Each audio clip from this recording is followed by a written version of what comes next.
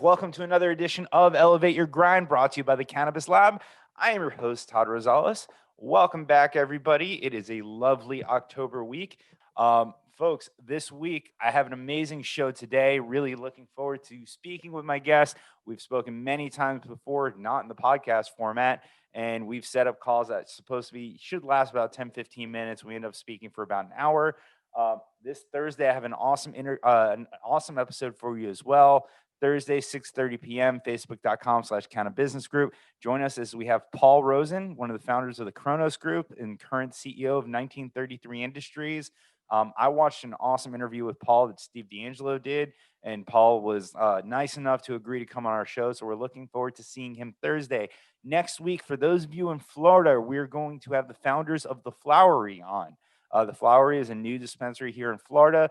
They are down in Dade County. They deliver to Dade and Monroe, hopefully expanding out to the rest of the state. But they're a family-owned business right here in Florida, something we've been looking forward to. So definitely check them out on November 4th next week, as long as the world still exists. After that, November 9th, we're going to have our first, possibly only cooking episode, depending on how it goes. So if this goes well, we're going to be hosting a cooking episode with Shadi Rami, who had one of the first hemp-based cookbooks that's actually printed on hemp paper as well, too. A lot of other great episodes coming up after that. We dropped some great recordings today. We have Steve D'Angelo, David Hess, and my good friend Mark Egort. Go check those out, youtube.com/elevate your grind. All right, now let's settle in here. So my guest today, like I said, there's a group of people that I kind of circled around in my beginning at Cannabis here. And then one of the gentlemen in that group, him and I were always in the same circles, but we never met directly until he reached out to me. This is a gentleman by the name of Marshall Ogen. Marshall is a great guy. He's part of an organization called CannabisBPO. Marshall has done an amazing job introducing me to people, but funny enough, one of the people that he introduced me that I've had some amazing conversations with was his colleague at CannabisBPO, the man who is the founder, chairman, and CEO. So with no further ado, please welcome Dan Berman. Pleasure. So good to talk to you again. I always enjoy our chats, and we can go down some fun rabbit holes sometimes. I look forward to going down some of those today. No, absolutely. So I hope, with all the conversations that we've had now that we're recording, we can give everybody the same quality conversation that you and I typically have. I know for the first time, I'm not going to be able to pace around my office or walk through my house like I typically do. I'm stuck here behind the desk. And it only, it's funny. That has never happened to me before. So I told you that I now leave the office at 6 p.m. to rush home to do this show. And literally, as soon as we went live, my docking station died, microphone shut off, camera shut off. Luckily, it looks like we're still connected to Facebook and everything else. So that was always fun, but I'm glad that we're doing this. So Dan, you still are coming from the pharmaceutical industry, which I love, because you're not someone who's coming from the pharmaceutical industry to look at the cannabis space because of the monetary opportunity that's here. Cannabis is also a passion of yours, and you were in the pharmaceutical space. So I see that as a match made in heaven. Was it a natural transition for you to form Cannabis BPO based on what you were doing in pharmaceutical and your passion together? Give us a little bit of insight into the beginnings. Yeah, sure. It's, our journey is an interesting one because we do come from traditional pharma healthcare. I started PharmaCentra in 2003. And it's the second company I started. My first company, we do quality assurance monitoring for call centers. So if you hear this call might be monitored, hopefully it's us. Work with large brands like Citibank, Capital One, Amex. And in 2003, we started PharmaCentra to basically do engagement with physicians, patients, pharmacies, practitioners like nurses, anything where there's communication on the phone required for a pharma company.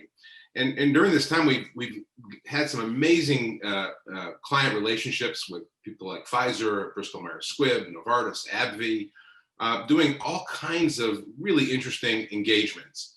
And one of the things about pharma that's really, really interesting is they invest a lot in patient education. Patient education is a cornerstone of what they try and do because an educated patient tends to have better outcomes and ultimately buy more medication. So we developed a proprietary patient engagement tool called WellTouch. And it's basically a CRM, customer relationship management tool, designed specifically for healthcare. And all the non-personal engagements and relationships we do with patients is in this engine. It kind of drives, and that way we can kind of look at data on the back end, see what works, what doesn't work. And then about 10 years ago, we kind of found this weird little vertical we got into in the opioid space. We started providing a niche little service called Pharmacy Locator for all the branded and still marketed opioid products in the United States. And the reason this was even needed was because if you went to a pharmacy with a printed script from a doctor for an opioid, many pharmacies stopped carrying it because of the liability, because of the paperwork, because of the challenges of fraud. And so a lot of these specialty opioids just aren't in the pharmacy. So we developed the Pharmacy Locator program that was patient-centered.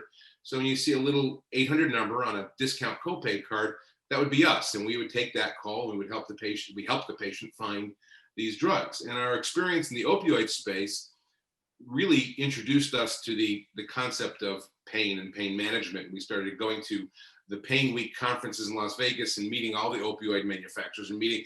It was very interesting because the exhibitors in the inside of the hall had the big monster booths and the espresso machines and the bars, and all of the exhibitors on the outside of the hall had little booths. And those were the alternative healers, and those were the chiropractors and the CBD. And we're sitting at Pain Week, 5 years ago maybe, and we're right across the aisle from a CBD, one of the very early CBD manufacturers, and they had a line around the entire block. Wow. And I said to Marshall, I said, hey, this is really interesting. I've been a fan of the plant for my whole life, personally, but from a pharma perspective, that was kind of the beginning of our journey in the pain space to say, you know what, I don't know where this is going to go, but let's start to explore this. And so 3 years ago, maybe 3.5 years ago, I started going to scientific conferences and really approaching it like I do pharma. Just like I went to scientific conferences in pain and the pharma healthcare traditional space. I started traveling to Israel and traveling to Europe and traveling to South America and Panama, and going to these conferences and meeting the scientists and meeting the doctors and meeting just amazing patient stories, one after the other after the other. And it was interesting because internationally, they are so far ahead of us from a medicinal standpoint. And it opened my eyes to the opportunity that cannabis will be monetized in multiple ways. It may or may not look like pharma, how pharma has done it, but cannabis is the ultimate open source. And cannabis, clearly one of the things we pride ourselves in pharma is what I refer to as the 3 E's, which is engagement, education, empowerment. And that's what we do on the phone. If we are successful in that, in our pharma engagements, our clients should see increased refills, which they do. So 20, 30, 40, 50% increased refills if you're engaged with that patient and improving that patient journey. And so we saw the same opportunity in cannabis specifically because patient education is going to be such an important component of the marketplace. And branding is important, packaging is important, distribution is important, and the quality of the product is important, but the patient journey is what pharma has really honed. And so we started to focus on that. And during that time, we got to meet a lot of other thought leaders in the space. And because of our experience in pharma and where we see the intersection of pharma and cannabis coming, we started actually speaking at many of these conferences to speak about the subject of how we can learn from pharma and take some of the same techniques and same tools that we've learned in pharma for patient engagement education and apply it to the cannabis marketplace. And I like to say it's open source as compared to, the old, it's Betamax versus VHS for those old enough to remember, or open source versus closed proprietary. Cannabis represents the ultimate open source opportunity, and nobody's really sure exactly how it's going to express itself in a monetization manner. But we do know that certain constants will be true, and that patient or customer engagement and customer journey will be a huge component of that world. There's so many different things that you touched on in that I want to drill into. I think one of the coolest things though is just given your background in pharma and being able to take a lot of the best practices from that industry and apply it to the cannabis space. There are so many people within this industry, and I like to think at this point in time, given the information we know, that they're just generalizing certain things. Like I heard, your conversation with Marvin Washington, that people say we don't want big pharma to enter this space.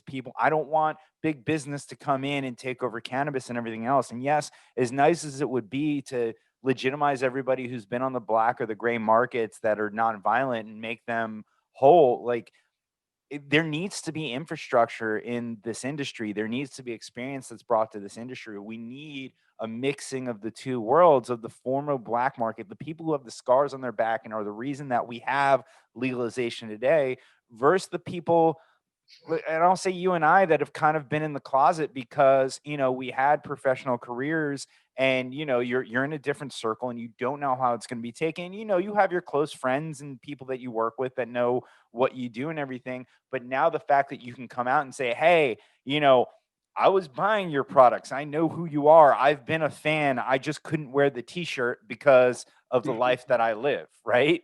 Yeah. So, I love seeing someone like you who realistically has had a passion for the plant their whole life. And now you've had this great experience in pharmaceutical and you're bringing all those best practices over here. Those are the type of relationships that I think are really going to benefit. And just like Marvin Washington said, he goes, people say that they don't want big pharma in the cannabis space. He goes, I would love them in this space because with them comes the $1 billion of R&D that's associated with it. And I think I've said this 100 times on the podcast that at some point in time, I know I've said this 100 times. At some point in time, when I say this industry reaches maturity, and who knows when that's going to be, 5 years, 15 years from now, we don't know. You're going to have adult use or recreational, whatever you want to call it. You're going to have wellness. You're going to have medical, and then industrial hemp will be huge. And I know you and I will probably get that at the end. I get the feeling that a lot of what you're interested in, based on the conversations we had, are both the wellness and the medical side. And what is your opinion on pharmaceutical companies coming into this space? Do we have a worry that we're going to see cannabis-based medications that are just going to be ridiculously priced? Or are we going to see the good side of it and really see, like they've done in Israel, and start isolating things and figuring out what works with what and everything else like that? I wish I could predict. I really do. Everybody says, why is pharma on the sidelines? And pharma's on the sidelines because they have a business model that really works well. Yeah. And their business model has not been disrupted yet. And that was another reason we looked at cannabis, because no matter how the election goes on a week from tonight, it's clear that there's a realignment reckoning in the pharma industry. And we can't continue in this country, in the United States, to continue to pay 3-4 times as much for branded pharmaceuticals as they do in, let's say, Europe, or let's say South America. We can't continue to be the R&D for the entire world, and we're basically funding it with our drug prices. So with that realignment is going to come a realignment of services that we provide. And so we saw a reckoning coming in the pharma industry. And so cannabis really potentially represents a cornerstone of that potential sea change that we could be seeing if there's significant change in Washington and we see pharma companies all of a sudden have to negotiate with the largest purchaser of drugs in the world, which is CMS, which runs Medicare and Medicaid. And right now with Medicare Part D, they're not allowed to negotiate. They set the prices. It makes no sense. It's one of the reasons it's breaking the bank. And we see that reckoning coming. And again, cannabis represents the ultimate open source. But one of the things that really jumped at me when I started jumping into the medicine and the science of this is there's all kinds of opportunities for pharma to work side by side with adult use recreational. For example, ocular delivery. There's more cannabinoid receptors in the ocular nerve than any place else in the body, and there are all kinds of products in development for, let's say, dry eye, which is a multi-billion-dollar market for a company like Stasis that just went generic. Yeah. It's an early stage, but there's a lot of concepts and theories out there that potentially the cannabinoids can help with the dry, and if they can, oh my gosh, what a better way to do it than a very expensive Restasis. This is a much cheaper formulation potentially. Wait, so you're saying that that cannabis can be used to fix dry eyes? The Potentially, last potentially. last I checked, it It's on, causes it. it's on you can smoke and then put it in your eyes, right? Uh, it's administered nasally. You can administer, sublingual, rectally. Inhalers like asthma inhalers. That's going to be a big market. Extended release. And what we're really going to see is the breaking down of the cannabinoids. The next big science is, appetite suppression, appetite stimulation, and which cannabinoids do what, and how to isolate that and grow that and combine that into a delivery mechanism like a water soluble delivery, like a Ripple, for example. And that's the frontier of wellness and health. And then you kind of have the liquor store on the other side of it, which is just the basic dispensary where you can get all kinds of other stuff. And you're going to see a mixing and a matching, hopefully, when it becomes fully legal, that you can get cannabinoid products, not necessarily THC, but cannabinoid products anywhere. That's really what we're looking for. That's all what we're aiming for as an industry. That means it's widely accepted, widely adopted, widely distributed, and there's lots of opportunity we have arrived as an industry. So when it gets to that point where all kinds of cannabinoid products are available, just like beer and wine is available in grocery stores, not just liquor stores in some states, we hopefully will get there with cannabis one day. One can only dream.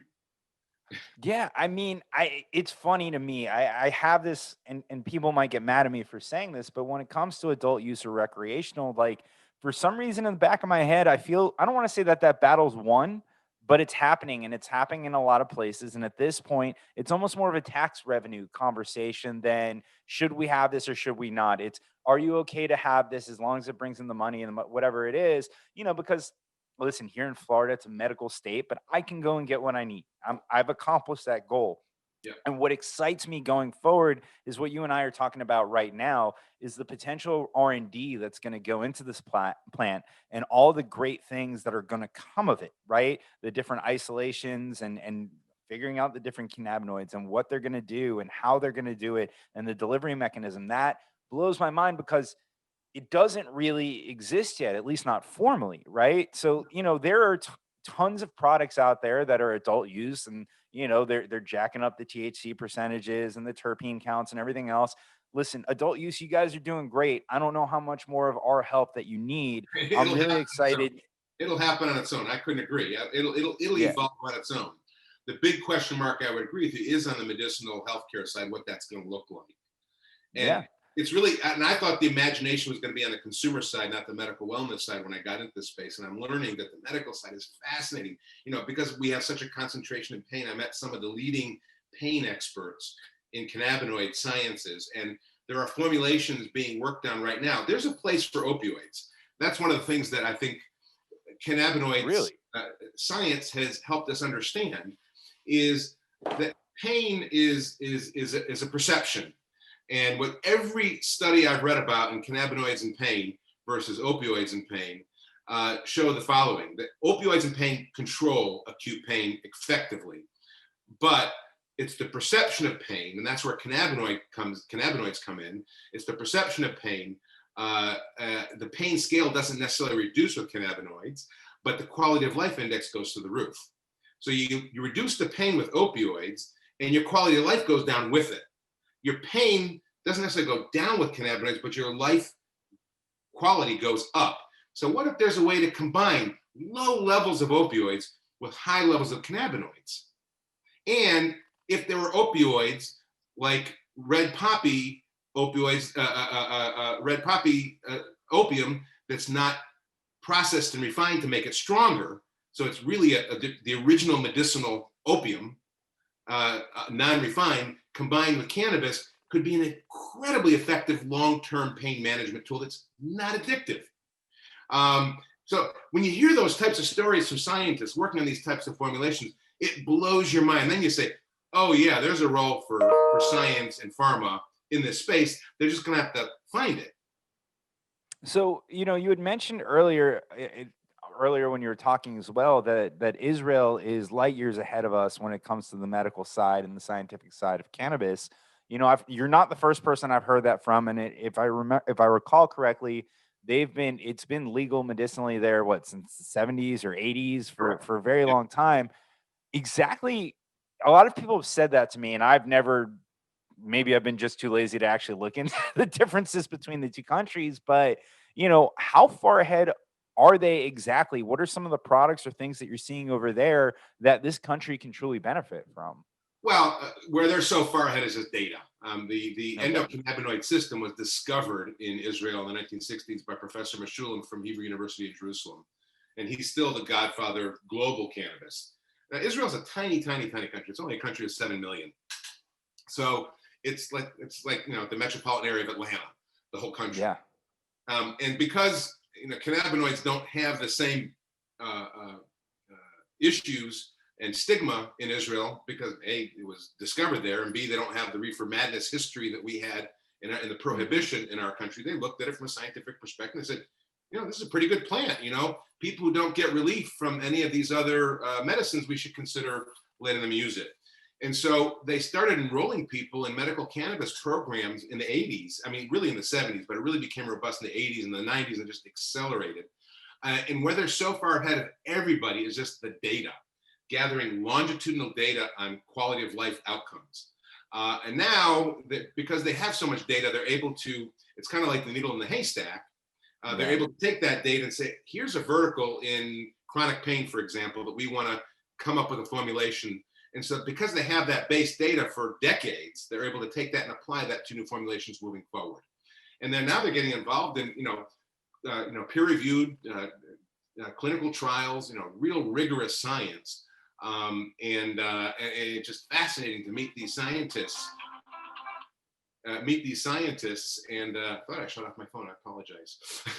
No, that's fine. We've had guests actually answer. We had Craig Wasserman, one of the Pop Brothers at Law, answer a call from his mom on the show. So, Oh, if my it mom only called, I adds. might have to answer, but I just shut off my phone, so that won't It's Marshall. He's trying to feed you lines. happen. Yeah, so the creativity and availability in that space is really cool. And it really shocked me when we got into it, how many directions this can go. And the Israeli community has really directed the science. They've really been the tip of the sword. And every time I go there, I learn something new, and a different indication, and they're looking at different formulations and this for that, and appetite suppressants and appetite enhancers, and vaginal dryness and dry eye, and indications that you can really research in the traditional pharma space and say, heck, gosh, you can figure out something with cannabinoids, that vertical, that could be worth billions. And Yeah. so they're the tip of the sword with that. And so they're leading the way with the science. It's still not heavily funded. It's still a hair of what pharma spends on R&D. But the R&D is happening, and it's real, and it's peer reviewed, and it's real science. That's amazing to me, because at least they're able to do it there and they're collecting this data. I always wonder if this data is going to be leveraged for us to deschedule the drug here. I mean, listen, there are smart people around the world, but for some reason, and maybe with the current climate of this country, people will get mad at me, but I don't give a shit what you think. For some reason, the best always end up in our country. The best athletes, the best scientists, the best whatever it is, we True figure out a American way to get them. exceptionalism, yes. Yeah, right. I'm still a patriot, right? So it's interesting to me to see if somebody can leverage that data that they have in Israel to deschedule here and at least get some of that research going here, because I would love to see what we could do once we get our hands on it.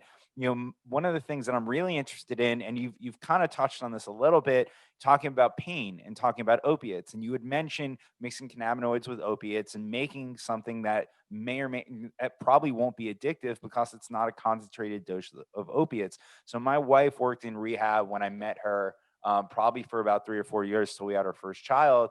And this is a conversation we'd have a lot on whether or not cannabis can be leveraged to get people off opiates, or at least prevent them from using opiates in the first place, right? And I've been extremely curious, because this is like a religious argument between us, where I think if somebody is able to leverage cannabis to get off opiates, that is a win. Where she thinks you're just replacing one substance with another substance.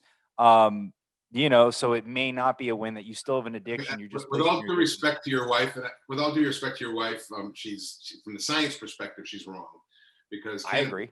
cannabis is not addictive. I mean, not on camera. No, I don't agree. She's always right. But on the topic, but I haven't had dinner the yet. I should have waited till after that until I said it. Science is clear, but what's even more clear is the anecdotal stories that you hear from any patient that has used cannabis to help get off of opioids. And when we got into the space, because I have a really strong understanding of opioids and what they can do to the human being, what they've done to society, and here, I mean, with literally hundreds of thousands of deaths.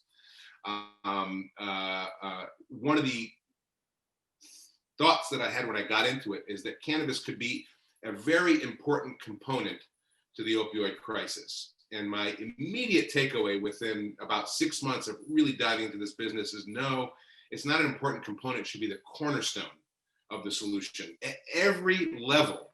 To keep people off. And the public health numbers are staggering. In Colorado, we're on year number 8 of legalization.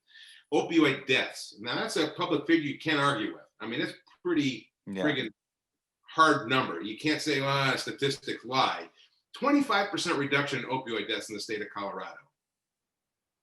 Think about that. From a public health perspective, if we see single digit improvements, people jump up and scream at our success. And here we are with double digits, a quarter reduction in the population, and we don't really hear a lot about it. Just from straight recreational adult use legalization in the state of Colorado, 25. Why? Because, and I'll give you a personal example. My wife, we went mountain biking in Colorado right after legalization. She separated her shoulder. We went to the hospital.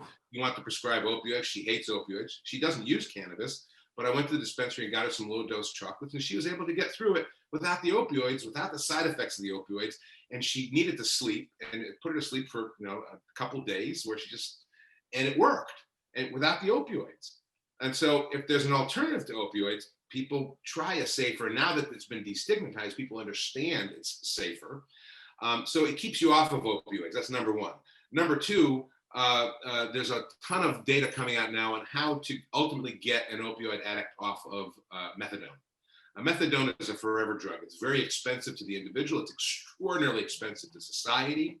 And it's very profitable for the companies that administer methadone. So when someone's coming off of opioids, the best alternative to keep them out of jail and keep them diverted from killing themselves with street opioids is to put them on a legal version, which you drink it. And methadone, you can't get off it. It's just opiate without getting you high. But it gets rid of your cravings. So I've met several patients that are designing their own protocols, and these protocols have filtered from the users the other way to people who are trying to figure out how to formalize those protocols. And it goes something like this. You take your methadone regularly 6 days a week. On day 7, which could be a Saturday, Sunday, or a day you're not going to work, you skip your methadone and you dose up on extremely high doses of THC to manage the withdrawal. And on Monday, you start your methadone again, but slightly less. And you do that for 6 days. And every week you repeat that. And the protocol can be, I've seen 6 months, I've seen 12 months, I've seen 18 months, I've seen 3 months. But the success rate in all those is extraordinarily high because these people are very motivated because of the expense, the inconvenience. You can't travel if you're on methadone because you have to go every day. And the other thing it does is on this protocol, you can save your methadone as you reduce your doses. And if you want to travel, you can go travel with it because some people have home dosing for methadone. And so we're seeing amazing success in people getting off of opioids, getting off of methadone specifically, using cannabinoid therapy. And so once you hear these stories over and over and over, there's not a lot of money that can be identified in this yet. It really is just the user saying, hey, I want to get off it. Nobody's figured out how to commercialize it, but people are going to figure this out on their own, and they are figuring it out on their own. And some scientists will glom onto it, and scientists are glomming onto it and starting to gather data. And once we start to see that data, I had the opportunity in New Jersey to visit a health clinic and got to meet several patients that were chronic pain patients that got off of opioids using cannabis. And you hear the story all the time in the medical community of patients. And you're in the cannabis community long enough, you're going to meet someone who kicked opioids using cannabis. And it's all about quality of life. At the end of the day, it's all about quality of life. I asked this guy was a Vietnam vet. Went from PTSD from one opioid, one Xanax to the other, and he discovered the best thing for his PTSD was cannabis. And his quality of life went through the roof. Everything changed for him. Everything got better. His relationships got better. He was able to work again part-time. And he went to this doctor's office like it was a community center. And that's why when I talk about education as being such an important component, it's because of that, because it's a different kind of medicine. It's not a medicine where you go to your doctor. I like to say in traditional medicine, compliance is measured by if you do it exactly like the doctor told you to do it. So I go to the doctor, he gives me a prescription for ulcerative colitis, and I have to take it exactly like he prescribed, or I'm considered non-compliant. And cannabis medicine, as it exists now, couldn't be any more different. It's more directional. You know, you go to a dispensary, it's the salad bar is over there, the sushi's over there, the soup's over there. You know, give it a shot, see what works, come back to me. And that's the extent of cannabis education now. And we as an industry need to do a better job. And that's one of the things I'm passionate about is really being a cornerstone of patient education and really helping guide people in a guided by the science. There's not as much science as we want, but there's a lot more science than people know. Yeah, no, I agree with that. And like I said, going back to the original point, I agree with you that I think that this is a great tool to fight the addiction problem that we have in this country. You know, my wife's very open about it. She's willing to be educated. She's just very old school on that. I should probably defend her a little bit before dinner, so this way it's enjoyable for me. But no, I agree. I think education is absolutely key because every time I talk about the cannabis industry or I talk about legalization or what this industry can do, I just imagine the person that I'm talking to is just thinking about Cheech and Chong or smoking joints or any of that. And there's so much more to it than just that. Honestly, myself, I look more towards the lower dose products or the microdose products now, right? What opened my eyes was when Seth Rogen launched his company in Canada, he like put out videos on educating people on consuming cannabis, and he'd say, when I smoke with someone new, I tell them to take one hit of a joint and then wait 15 minutes, see how you feel. Don't just He goes, just because you see me in a movie putting down an entire joint, don't do that. It's very strong. And that kind of opens your eyes to, okay, that whole lazy stoner mentality, that's a completely different subculture within this group. And honestly, and I think you can share this opinion, I think a lot of the people who are quote unquote lazy stoners are lazy people who happen to use a lot of cannabis as well. It's not one or the other. Whether they're using cannabis or beer or anything else, they're probably going to be a lazy person and not do anything to begin with, right? Listen, I've met some of the most productive people and most exciting people I've met on planet Earth medicate with cannabis daily on a regular basis. And it is shocking. And it is, when I got into the business, it is surprising, talking about coming out of the closet, how many people are like that, like me, that medicate regularly and are highly functional. Doctors, lawyers, CEOs, professionals. And once I start wearing the CannabisBPO t-shirt and hat, and I start talking about stories, and people are amazed when I talk about, no, this is not what you think it is. One of the little secrets I like to exercise. I swim, I run, I ran marathons for about a decade, from my 40s into my 50s, before my body started wearing down. And now I swim more than I run. I still trail run because that's I call it my religion. That sounds like fun. But one of the things I learned early on is that medicating with cannabis can help in ultra athletic events. And I started meeting all these athletes later in life that, oh yeah, I medicate with cannabis all the time, like during my endeavors, not before, not after, but during, in the middle of a run, in the middle of a race, they'll pop a THC gummy to help with the inflammation and help get them focused. And it's not something people talk about, but there's a lot, specifically in the ultra athletes. And I started drilling down to try and understand why that was. And it's part of the endorphin rush. Everybody who's into exercise understands the endorphin rush. And so the thing about cannabis and the endocannabinoid system is there's something about cannabis that stimulates that rush even more. And so you get more from exercise. So I have a very, very close friend of my son's best friend growing up, was hit by a Florida power light truck. And he was one of my early teachers in this, because I was trying to understand it. And I called Jesse. He was 13 years old. He was riding a bike, and he got hit by a truck, and he's walked with a cane most of his life. He was patient number 100 in Florida. I think double digit patient 99 perhaps, because he checked every single box. But he was medicating with cannabis well before legalization. And I saw him one of our visits, and I said, "Hey, Jess, you're not walking with a cane anymore." "Yeah, I kicked the cane." I said, "Well, how'd you do it?" And he said, it's interesting. Every doctor I saw said, if you want to get rid of the cane, you're going to have to exercise. So every time I get on the treadmill, right, every time I go outside, or every time I get on the bike or the exercise bike, it was the PTSD would kick in, this flight or fight response, and I would have this ridiculous anxiety attack, and I have a meltdown. I couldn't do it. And I learned that if I dose with cannabis before I exercise, I can get over that hump, and I can get a good workout in for 30, 40, and find that zone, get that endorphin rush, and it keeps me coming back. And I've done that with my own son, who has Tourette's, and he's discovered that if he exercises every day, he feels better, and he ticks less, and his whole mental state is better. But he couldn't exercise because he had such anxiety every time he got on. So we tried dosing beforehand, and lo and behold, he's exercising every day. He's lost 15 pounds. He feels great. He looks great.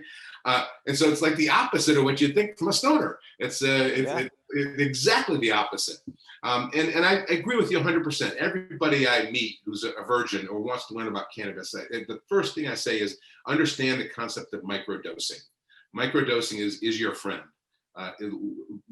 Less is more. And no matter what the form, whether it be edible, whether it be smoke, vape, doesn't matter. Less is more. And you have to get used to it. Just like any medicine. How many traditional pharmas are prescribed with, you start with a lower dose and you step up a week or 2 weeks or a month later? Like the vast majority, because there are side effects from all pharmaceutical products. And the same is true in cannabis. And you have to get used to those. Some of those side effects we like, and some of them we don't like. Some people have anxiety or panic if they overdose. But me, I like a higher dose of THC. I like that euphoria, that feeling. Some people might not like it. And so it's a matter of getting used to it. And it really is. And that's really one of the things we're seeing now. And a shout out to my good friend Len May at Endocanna Health. We really are talking about personalized healthcare here, because that's what we're learning about the endocannabinoid system. Is every human being is different. Every human being reacts differently to each cannabinoid. No, I couldn't agree. I agree with you wholeheartedly, and I don't know if you had something you wanted to finish up there. No, it's good. Go. So yeah, I mean, I love the personalization, and since since the legal market has hit, and I have the ability to go into stores and everything else, even for my own use, it's different uses or different products for different uses, right? What am I doing? Am I trying to disconnect and relax on the couch? Am I trying to work out? Am I trying to focus more? Am I trying to be creative? But different products for different things, right? And even I love the ability that I have the option to do that. And it's funny, the longer I do this show, the more I learn things about myself that I thought may have been specific to me that the general public is experiencing. So you talk about, people having PTSD before their exercise.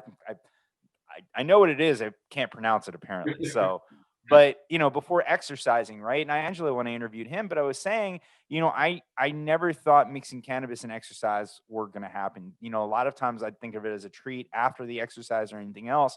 And, since the pandemic, I have this weird thing when it comes to exercising. I don't know if anybody who's watching this cares, but like, I know what I enjoy doing. And most of the time that's lifting weights or doing old, like football training stuff. That's just how I've always worked out, flipping tires, hitting with sledgehammers, doing that real man. But since the pandemic, I've got my garage, and it's a lot of body weights. I've got like one kettlebell and a pull-up bar.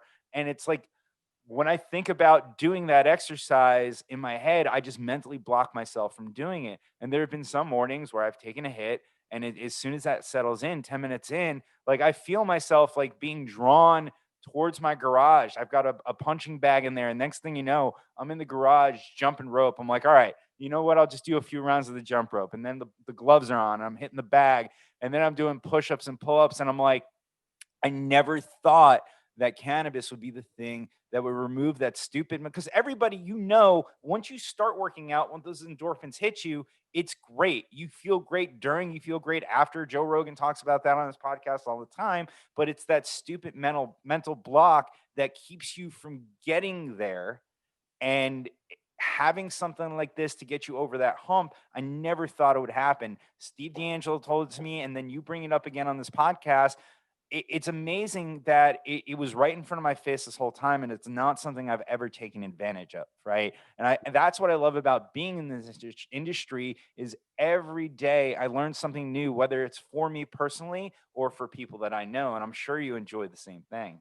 Oh, that's the dessert of business, is meeting these people and hearing these stories. And we're just at the tip of the iceberg, and it's really hard to imagine what's going to be next. And every time I meet one of these thought leaders and meet one of these scientists, and they can give me a glimpse into what the future might be.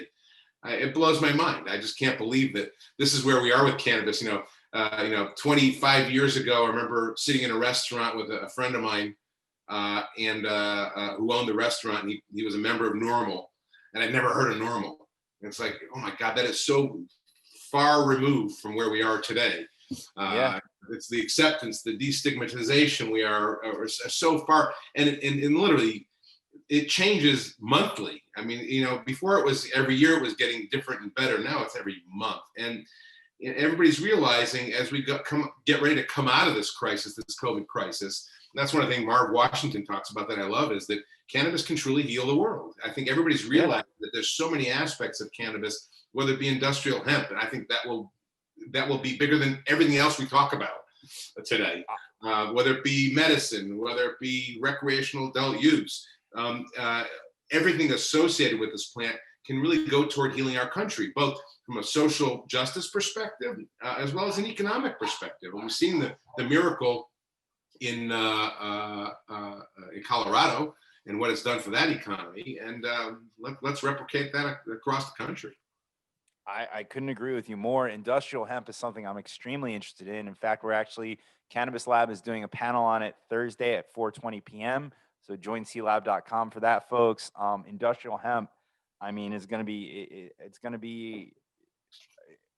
it's a paradigm shift, right? And I just listened to everything about it's a paradigm shift. Plastics, concretes, fibers, all that stuff. I'm so excited for it. I think it's going to be a huge market. But I do want to get a little bit deeper into what you actually do, because we talked about CannabisBPO in the beginning. I can sit here and pick your brain on all the topics all day long, but you are also an entrepreneur and a business owner, right? So that is part of what this show is about. So we had mentioned earlier that you are bringing the best practices that you have in pharma to the cannabis space. Tell us a little bit more about the services that CannabisBPO provides to your clients. Yeah, sure. I mean, it's anything that doesn't touch the plant. Just because your doors close at 7 or 9 or 10 p.m. Doesn't mean you're closed. We provide chat support, phone support, education, virtual bud tender, logistics support for delivery, patient support for anybody that's doing clinical trial, recruiting, things like that.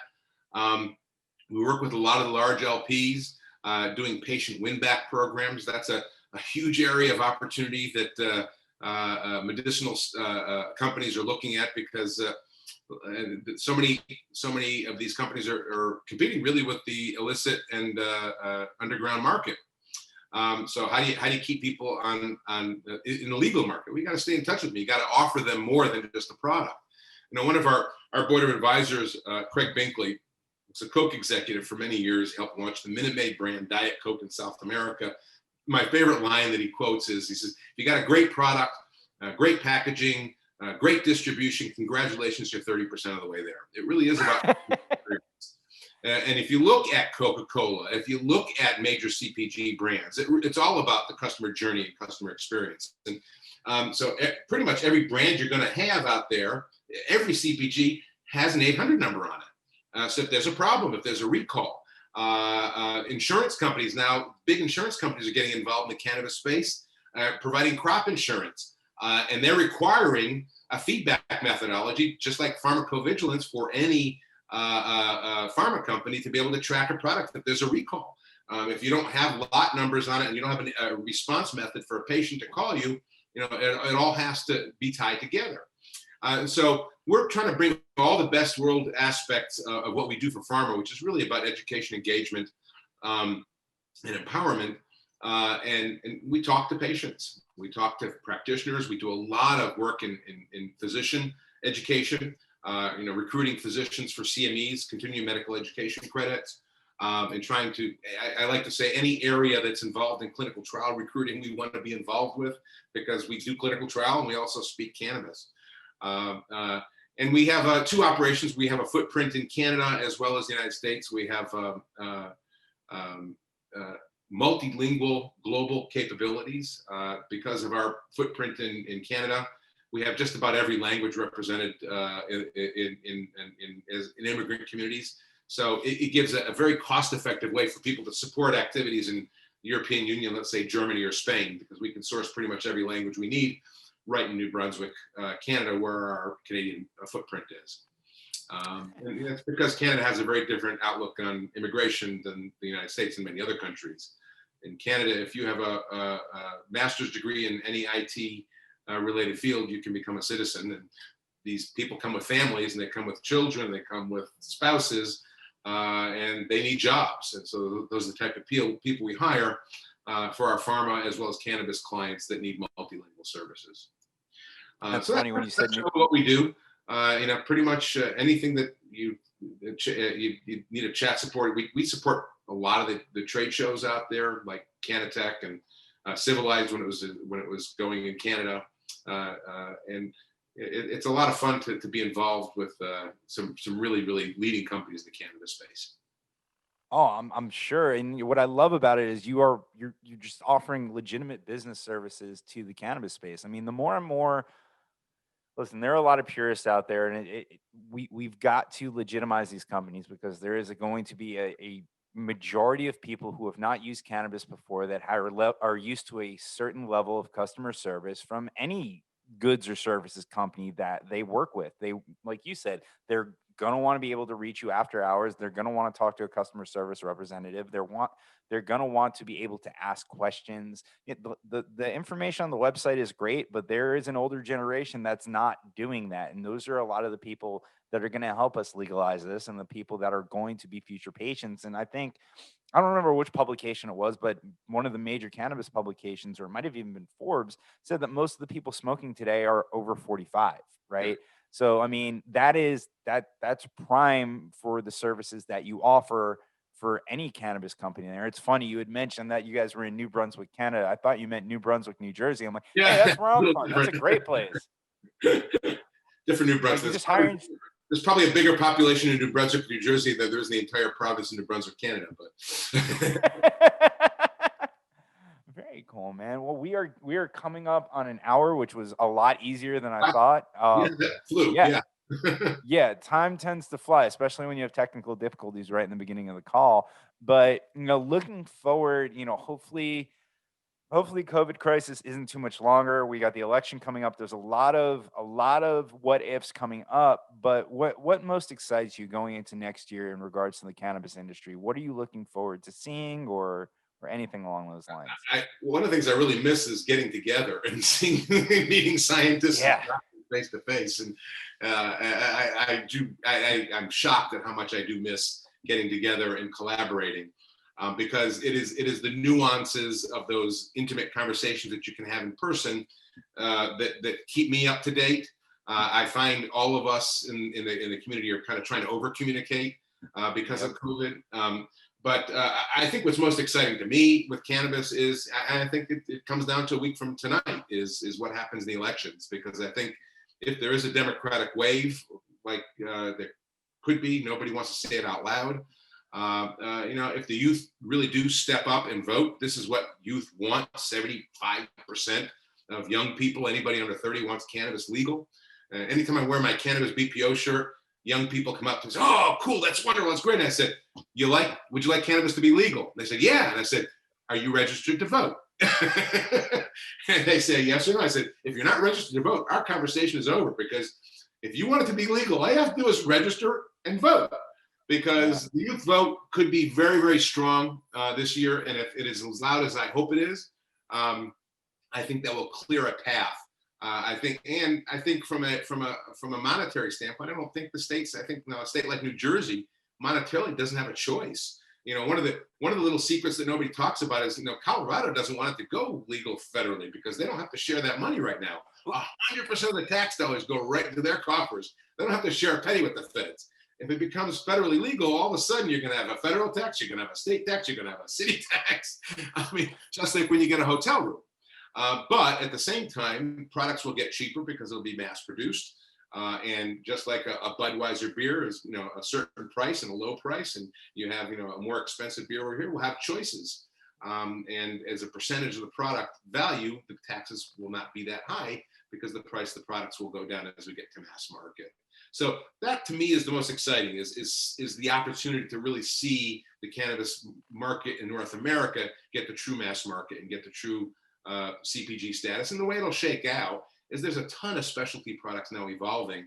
Just like you look at the beverage business, for example, 20 years ago, and Coca-Cola, Quaker Oats, and Pepsi, all, no pun intended, snapped up Snapple and Gatorade and all those drink brands over the years. We'll see the same thing in cannabis, whether it be in the beverage vertical or whether it be in the tobacco vertical or smokable vertical, or in the traditional pharma, wellness, medicinal vertical. You'll start to see big companies come in and snatch up little companies. And that's when we know we've arrived, when the M&A activity goes through the roof.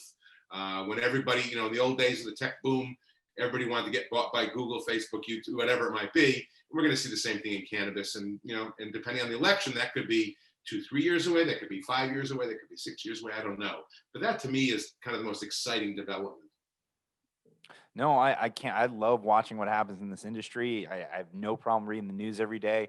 And funny you mentioned that you can't wait to get back in person and collaborating with people, because I actually, when I started this show, I made sure that all the equipment for this podcast could fit in a backpack, because I was going to do it wherever and whenever I could. I was going to do it at conferences. If you and I were talking, I was going to meet you wherever you were, do it at your hotel or whatever.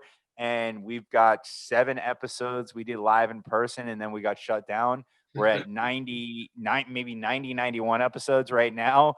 And I would say 88 of them, or 83 of them are on Zoom. So we've been able to get some amazing guests like you and Steve and everybody else, but I want to do them in person. I want to sit down and have a conversation with them. I think some of my best interviews are at Cody Sanchez, Best of Ola, because I was able to sit across the table from them and do the interview. And funny enough, you and I met during the pandemic. So we've talked several times. Never met. Never been in the same room. So I look forward to all this being behind us, meeting you in person, shaking hands, spending some good time together, and probably doing another one of these. So absolutely. I love talking to you anytime, and you have a great podcast, and just keep, and you know what?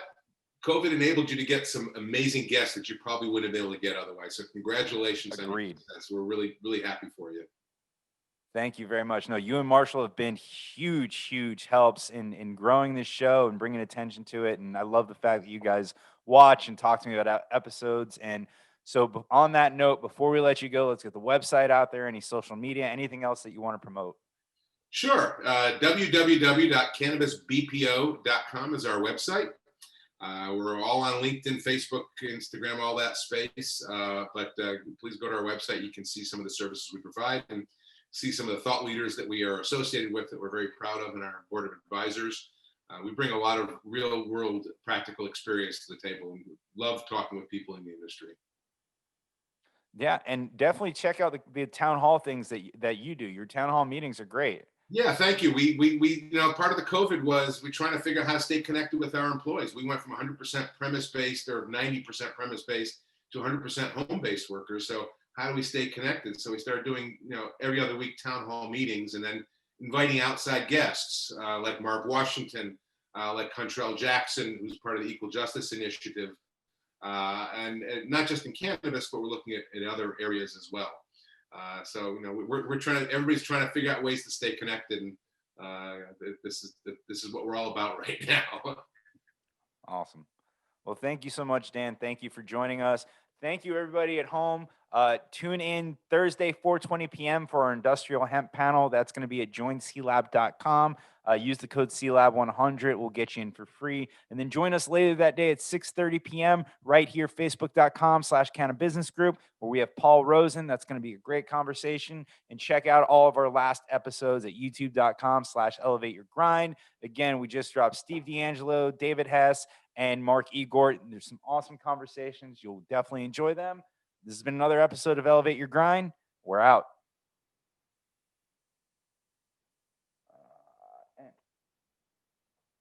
Is it end? Cool. We're done. All right. Thank you. I hope my video came through okay because yours was frozen half the time. But no, I've been having no. Your video was great. I don't know. I literally like right now. The Zoom meeting is not responding. I'm sitting here. I go, is it really going to shut down in the middle of the interview? I haven't been using this computer for interviews. That's why. So I literally just fired it up just now. But no, it should be good.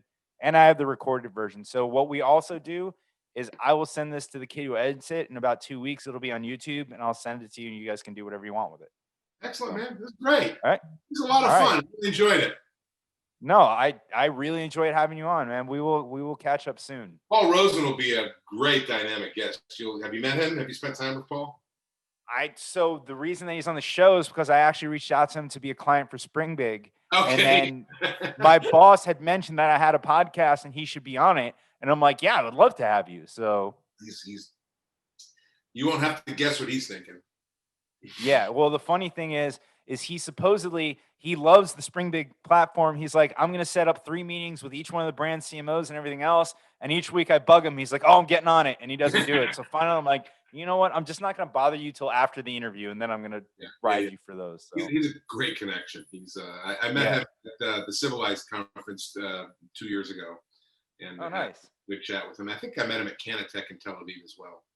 But, because he's the CEO of 1933 in Nevada now, and Nevada was the first territory that I got. So got it. But yeah, excellent. All right, well, let me run. I will catch you later. All right, take care, Dan. Be good. See ya. Bye.